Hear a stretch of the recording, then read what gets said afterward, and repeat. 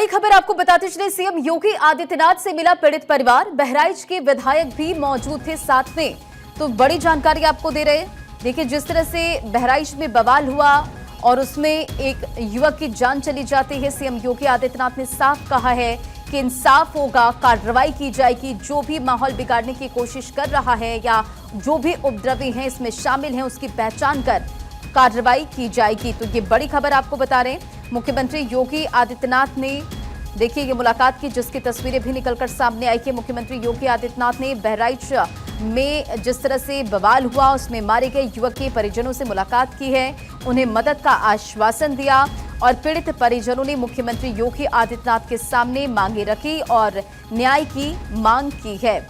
तो देखिए ये तस्वीर भी सामने आई है। सीएम योगी आदित्यनाथ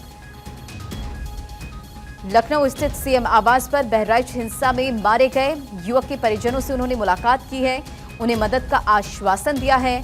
पीड़ित परिजनों ने भी मुख्यमंत्री योगी आदित्यनाथ के सामने अपनी बात रखी है।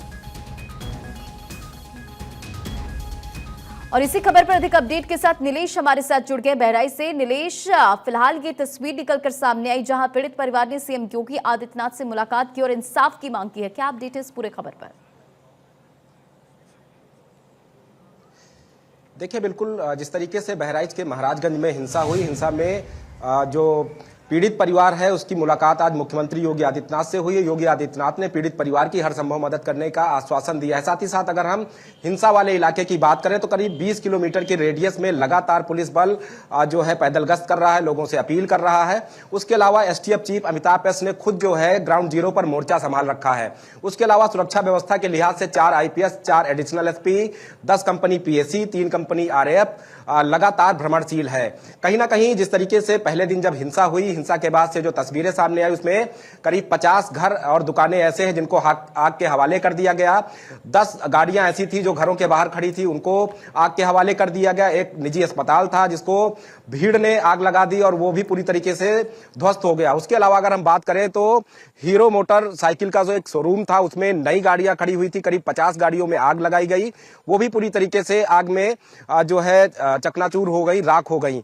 ऐसे में अब पूरी तरीके से शांति व्यवस्था कायम है, लगातार अधिकारी भ्रमणशील हैं और अभी भी इंटरनेट सेवा को पूरी तरीके से बंद रखा गया है। कहीं ना कहीं सुरक्षा के लिहाज से इंटरनेट का बहुत महत्वपूर्ण योगदान होता है। ऐसे में अगर इंटरनेट सेवा शुरू की जाती है तो कहीं ना कहीं उन्माद फैलाने वाले, हिंसा फैलाने वाले सोशल मीडिया पर एक्टिव हो जाएंगे। ऐसे में वो व्यवस्था बिगड़ने ना पाए, इसलिए इंटरनेट सेवा को बंद किया गया है। उसके अलावा अगर हम बात करें तो 27 लोगों को हिरासत में लिया गया था। उन हिरासत में लिए गए लोगों को बहराइच के मेडिकल कॉलेज ले जाया गया, जहां पर उनका मेडिकल कराया जाएगा और धारा 151 के तहत उनको जेल भेजने की कार्रवाई की जाएगी। हालांकि पीड़ित परिवार ने उत्तर प्रदेश के मुख्यमंत्री योगी आदित्यनाथ से मांग की है कि जिस तरीके से उनके बेटे को गोली मारकर उसके नाखून उखाड़कर मौत के घाट उतारा गया है, ऐसे में जो आरोपी हैं उनका इनकाउंटर किया जाए। मुख्यमंत्री की तरफ से पीड़ित परिवार की हर संभव मदद करने का आश्वासन दिया गया है और जो आरोपी हैं वो कहीं ना कहीं अपने घर से फरार है। जब भारत 24 ने ग्राउंड जीरो पर पड़ताल की तो देखा, उस छत को भी देखा जहां पर बड़े पैमाने पर कांच के टुकड़े पड़े हुए थे, गुम्मे पड़े हुए थे और जो मृतक युवक है उसके शरीर के खून के कुछ धब्बे भी वहां पर मौजूद थे। हालांकि पड़ोसियों से जब हमने बात की तो पड़ोसियों का साफ तौर पर कहना था कि जो युवक है रामगोपाल मिश्रा, वो छत पर झंडा बदलने के लिए चढ़ा था।